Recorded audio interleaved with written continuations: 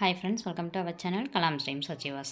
நம்ம இன்றைக்கி இந்த வீடியோவில் என்ன பார்க்க போகிறோம் அப்படின்னா 2025ஆம் ஆண்டு தேர்வை நோக்கி TNPSC Group 1, 2 and 4 படிக்கக்கூடியவங்களுக்கான test batch, அதாவது யூனிட் 8க்கான டெஸ்ட் பேட்ச் தான் பார்க்க போகிறோம். அதாவது யூனிட் 8 அப்படின்றது பழைய சிலபஸில் இருந்தது.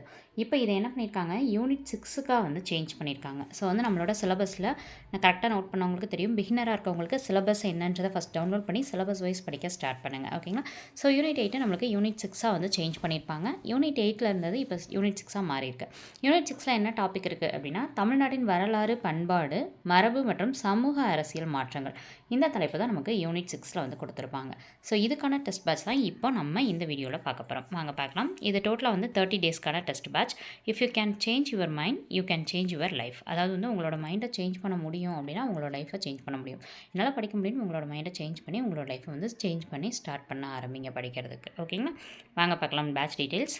இது என்றைக்கு ஸ்டார்ட் ஆகுது அப்படின்னா 13ஆம் தேதி தேர்ஸ்டே வந்து ஸ்டார்ட் ஆகுது. டெஸ்ட் டைமிங் வந்து 9 PM. ஸோ டெய்லி டெஸ்ட் இருக்கும் ப்ளஸ் ரிவிஷன் டெஸ்ட் இருக்கும். இந்த பேட்சை பொறுத்த வரைக்கும் 1-to-1 interaction with mentor. So வந்து உங்களுக்கு ஏதாவது டவுட் இருக்குது அப்படின்னா நாங்கள் வந்து கீழே மென்டார்ஸ் நம்பர் வந்து 2 நம்பர் கொடுத்துருவோம். அதில் வாட்ஸ்அப்பில் வந்து வாய்ஸ் மெசேஜாவோ இல்லை டெக்ஸ்ட்டாவோ வந்து நீங்கள் டவுட்டாக கேட்டுக்கலாம். ஓகேங்களா? ஸோ ஏன் கால் பண்ணக்கூடாதுன்னா, ஒவ்வொருத்தராக கால் பண்ணும்போது நிறைய கால்ஸ் வரும்போது ஒரு சில கால்ஸ் வந்து மிஸ் ஆகுது. நீங்கள் வாட்ஸ்அப்பில் மெசேஜாவோ இல்லை வாய்ஸ் மெசேஜாவோ போட்டுட்டா நாங்கள் லைனாக ஒவ்வொருத்தருக்காக பார்த்துட்டு ரிப்ளை பண்ணுறதுக்கு எங்கள் டீமுக்கு ஈஸியாக இருக்கும். ஓகேங்களா? ஸோ வாங்க பார்க்கலாம். தேர்வு அனைத்தும் PDF அறிவில் குறிப்பிட்ட நேரத்தில் தான் தங்களுக்கு வழங்கப்படும். ஸோ வந்து இப்போ 9 o'clock நாங்கள் டெஸ்ட்டுன்னு சொல்கிறோம், 9 o'clock டெஸ்ட்டு வந்து கொடுத்துருவோம். இந்த தேர்வுகளில் கலந்து கொள்பவர்களுக்கு கடைசி 5 வருடங்களுக்கான TNPSC Group 2 அண்ட் Group 4க்கான வினா தொகுப்பு வழங்கப்படும். ஸோ ப்ரீவியஸ் கொஷின் பேப்பரோட PDF கொடுத்துருவோம், அதை நீங்கள் வந்து பயன்படுத்திக்கலாம். பொதுத்தமிழ் கவர்மெண்ட் மெட்டீரியலுமே வந்து இதில் ஜாயின் பண்ணுறவங்களுக்கு கிடைக்கும். ஸோ அது இல்லாமல் ஆல் யூனிட்ஸ்க்கான கவர்மெண்ட் மெட்டீரியல் இதில் கொடுத்துருவோம். நடப்பு நிகழ்வுகளுக்கான கவர்மெண்ட் மெட்டீரியல் நாங்கள் கொடுத்துருவோம். ஸோ அதை பயன்படுத்தி நீங்கள் வந்து படிச்சிருக்கலாம். வாங்க இப்போ இந்த ஷெட்யூல் வந்து பார்த்துடலாம். இந்த டெஸ்ட் பேட்ச்க்கானது தேர்வு அட்டவணை டேட் வந்து 13ஆம் தேதி தேர்வு தொடங்குது. 6th ஃபஸ்ட் டேர்மில் இருக்கக்கூடிய தமிழ்நாட்டின் பண்டைய நகரம், 6th தமிழ் நூல்வெளி, 11th ஹிஸ்ட்ரியில் இருக்கக்கூடிய பண்டைய இந்தியா, இந்த 3 பாடங்களும் உங்களுக்கு தேர்வு நடைபெறும். மொத்த கேள்விகள் 50. 15ஆம் தேதி 6th தேர்ட் டேர்ம் ஹிஸ்ட்ரியில் இருக்கக்கூடிய சங்ககாலம், 7th தமிழ் நூல்வெளி, 11th ஹிஸ்ட்ரியில் இருக்கக்கூடிய தென்னிந்தியாவில் சமுதாய உருவாக்கம். ஸோ இந்த பாடங்கள் 3 பாடங்களும் தேர்வு. அதாவது ஒரு நாளைக்கு நம்ம வந்து 2 பாடங்கள் கணக்கு வச்சு தான் தேர்வு வச்சுருப்போம். ஏன் அப்படின்னா இப்போ 13ஆம் தேதி ஒரு தேர்வு நடக்குதுன்னா 15ஆம் தேதி ஒரு தேர்வு நடக்கும். ஸோ உங்களுக்கு 14ஆம் தேதி ஃபுல் டே இருக்கும், 15ஆம் தேதி நைட் 9 மணிக்கு தான் தேர்வு. அப்போ அந்த நாள் ஃபுல்லாக இருக்கும், 2 நாள் உங்களுக்கு இருக்கும். ஓகேங்களா? ஸோ ஒரு நாள் வந்து ஒரு பாடம், அடுத்த நாள் வந்து இப்போ 15ஆம் தேதி அடுத்த பாடம் படிக்கிற மாதிரி தான் இருக்கும். இந்த நூல்வெளின்றது நீங்கள் ஏற்கனவே தமிழில் படிச்சிருப்பீங்க, அதை ரீகால் பண்ணுற விதமாக தான் இந்த யூனிட் 8 நாங்கள் கொடுத்துருப்போம். ஓகேங்களா? ஸோ இந்த மாதிரி தான் நீங்கள் வந்து தேர்வு அட்டன் பண்ணணும். அடுத்து 17ஆம் தேதி 6th தேர்ட் டேர்ம் ஹிஸ்ட்ரி தென்னிந்திய அரசுகள், 8th தமிழ் நூல்வெளி, 11th ஹிஸ்ட்ரியில் மௌரியருக்கு பின்னர் அரசியலமைப்பும் சமூகமும்.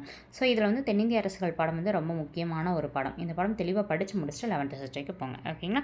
ஸோ அடுத்து 19ஆம் தேதி 7th ஃபஸ்ட் டேர்மில் இருக்கக்கூடிய தென்னிந்திய புதிய அரசுகள், பிற்கால சோழர்கள் யார் யார், பிற்கால பாண்டியர்கள் யார் யார். அதாவது சோழர்களே முற்கால சோழர், பிற்கால சோழர்னு இருப்பாங்க. இப்போ ராஜராஜ சோழன் பற்றிலாம் படிப்போம், அவங்க வந்து பிற்கால சோழர்களில் தான் வருவாங்க. அதை பற்றின டீட்டெயில்ஸ் தான் இந்த லெசனில் உங்களுக்கு இருக்க போகுது. 11th எத்திக்ஸில் இருக்கக்கூடிய தமிழர் பண்பாடு பாடங்கள் படிப்போம். எப்பயுமே வந்து 6 to 10th இருக்கக்கூடிய போர்ஷனை கவர் பண்ணிவிட்டு 11th 12th படிங்க.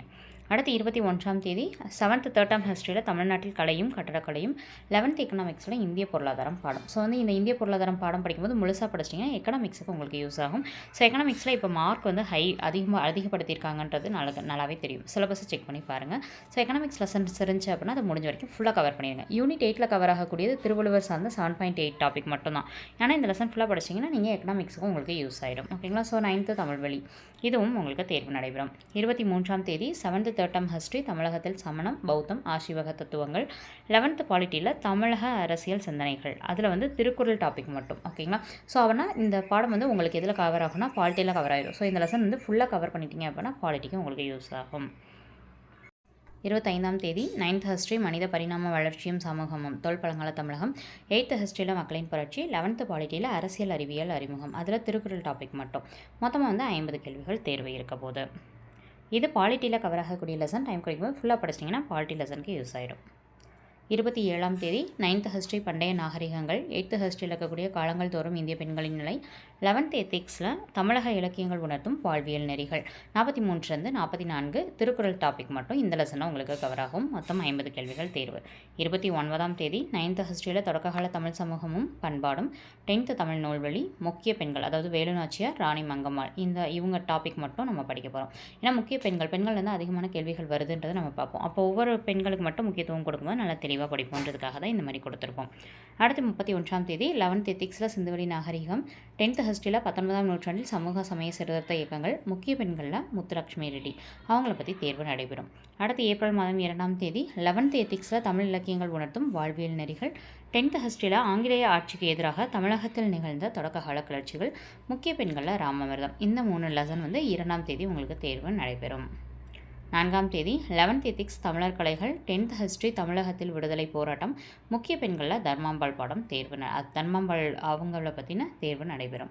6ஆம் தேதி 11th எத்திக்ஸ் திருவிழாக்கள், 11th ஹிஸ்ட்ரி ஆங்கில ஆட்சிக்கு தொடக்கால எதிர்ப்புகள், 11th தமிழ் நூல்வெளி. இது முழுவதும் 6ஆம் தேதி தேர்வு நடைபெறும். ஸோ இது வந்து உங்களுக்கு ஒரு ஸ்டடி பிளானாகவும் நீங்கள் யூஸ் பண்ணிக்கலாம். ஓகேங்களா? இந்த டைமுக்குள்ளே இந்த யூனிட் 8ல் இவ்வளோ சிலபஸ் முடிக்கணும் அப்படின்ற மாதிரி ஸ்டடி பிளானாக யூஸ் பண்ணலாம்.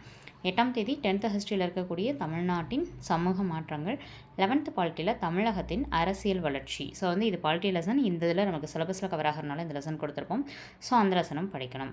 10ஆம் தேதி 11th பாலிட்டியில் இருக்கக்கூடிய தமிழக அரசியல் சிந்தனை மற்றும் 11th ஹிஸ்ட்ரியில் நவீனத்தை நோக்கி, அதாவது தமிழ்நாட்டின் சீர்திருத்த இயக்கங்கள் அதில் முக்கியமாக கொடுத்து படிக்கணும்.